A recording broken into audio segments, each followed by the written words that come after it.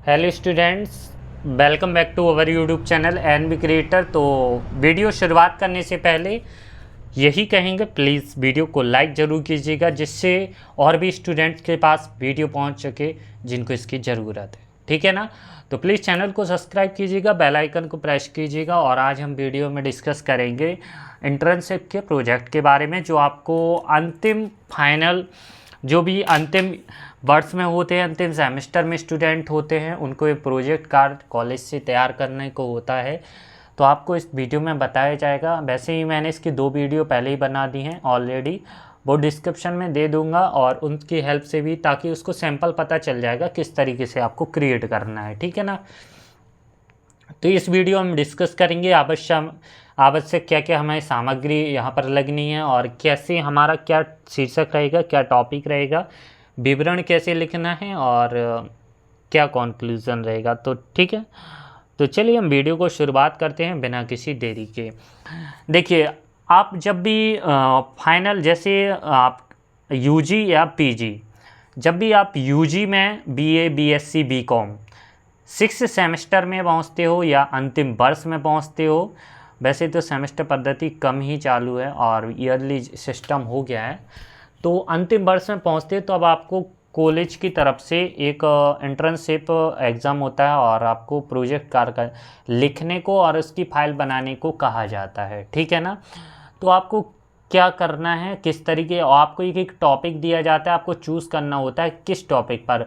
कई कॉलेज में कह देते हैं जो आपको अच्छा पसंद। वैसे प्रोजेक्ट तैयार करने का मतलब क्या होता है, सीधा उद्देश्य ये होता है कि जैसे आप बीएससी ग्रेजुएशन कर रहे हो, ग्रेजुएशन के बाद आप कॉलेज से पास आउट करके निकल रहे हो, तो मतलब आपने ग्रेजुएशन किस पर्पज़ से की है, उस पर्पस के लिए आपको प्रोजेक्ट कार्ड तैयार, यानी आपने ग्रेजुएशन में क्या सीखा है, आप ग्रेजुएशन करने के बाद क्या करना चाहते हो, तो उस पर्पस से आपकी मानसिकता, बुद्धि का परिचय देते हुए आपसे पूछा जाता है कि आप आगे क्या करना चाहते हो। इसका उद्देश्य यही होता है। जैसे आप पीजी करते हो तो सरकारी शिक्षक या नेट सेट किसी के लिए आपको प्रोजेक्ट कार्ड तैयार, ताकि आपको पता चले टीचर को कि आपको उसकी शिक्षा पूरी है, आप किस चीज़ का टारगेट है आपका, आप उसका पूरा ज्ञान रखते हैं कि नहीं, आपको पूर्ण ज्ञान है उस चीज़ का कि नहीं, इसलिए प्रोजेक्ट कार्ड तैयार किए जाते हैं। ठीक है ना।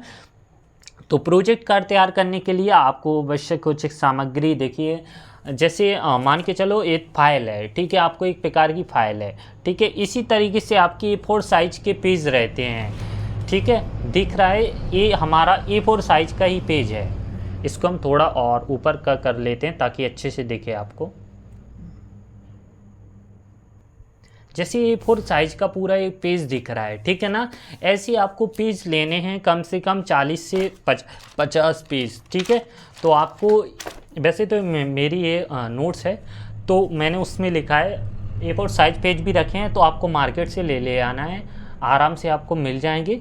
ठीक है ना। A4 size page. अब क्या है, A4 साइज में आपकी जो आवश्यक सामग्री, फर्स्ट 40 to 60 पेज लेकर ब्लैक टू ब्लू पेन का यूज़ करना है। कलर्ड पेन का आप हाईलाइट भी कर सकते हो अच्छा दिखने के लिए। प्रोजेक्ट का मतलब है बिल्कुल अट्रैक्टिव बनाना। ठीक है ना। जैसे कोई ब्लैंक पेज पे लिखता है, कोई लाइनिंग पेज पर लिखता है, आपको क्या करना है, सबसे पहले उसका शीर्षक तैयार कर लेना है। जो भी आपको शीर्षक देखने को मिलेगा हम उसके बारे में बताएंगे। आपको जब भी प्रोजेक्ट लिखो तो आप उसकी लाइनिंग कर लेना, ठीक है ना, चारों तरफ। और जब भी लिखो तो उसका बिल्कुल कायदे से, जैसे आपको देखो इस तरीके से हमने लिखा है ना, तो बिल्कुल क्या साफ में दिख रहा है कि आवश्यक सामग्री हेडिंग करके बिल्कुल लिखा है उससे टॉपिक।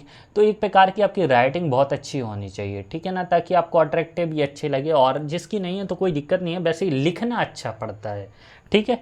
और कलर्ड पेन का स्केल के लिए आपको क्या है, आप दोनों तरफ लाइन कर सकते हो, ताकि आपको लिखने पेज भी आपके ज़्यादा यूजेस हो जाएंगे। और कई लोगों का डिमांड रहता है सर दोनों साइड लिखें, पेज के इस साइड। तो मेरी राय रहती है कि आप पेज के फ्रंट साइड पर ही लिखो, फिर से फ्रंट साइड पर।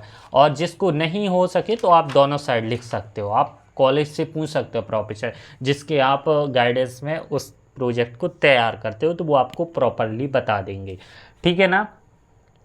कुछ घोषणा पत्र रहते हैं और कुछ आभार पत्र रहते हैं जो आपको कंप्यूटरी आप साइबर कैफे से या कॉलेज की मदद से आप उन्हें डाउनलोड करके यहाँ पर बाइंडिंग करा के, जब भी बाइंडिंग कराते हो तो उसे लगाना पड़ता है। एक फ्रंट पेज तैयार करना होता है। फ्रंट पेज कैसा रहता है हम आपको बता देंगे वीडियो में। फ्रंट पेज वीडियो के एंड में हम लगा देंगे कि फ्रंट पेज कैसा होता है, ठीक है ना। और जिसको भी फ्रंट पेज तैयार करवाना हो तो आप हमसे व्हाट्सएप पर कर सकते हो, हम आपका तैयार कर देंगे। कुछ चार्जेस लगेगा, आप कॉलेज या आप किसी साइबर कैफ़े पर जाना, वो आपके 50 से 60 रुपये लेगा और आपका कॉलेज के हिसाब से फ्रंट पेज तैयार कर देगा, ठीक है ना।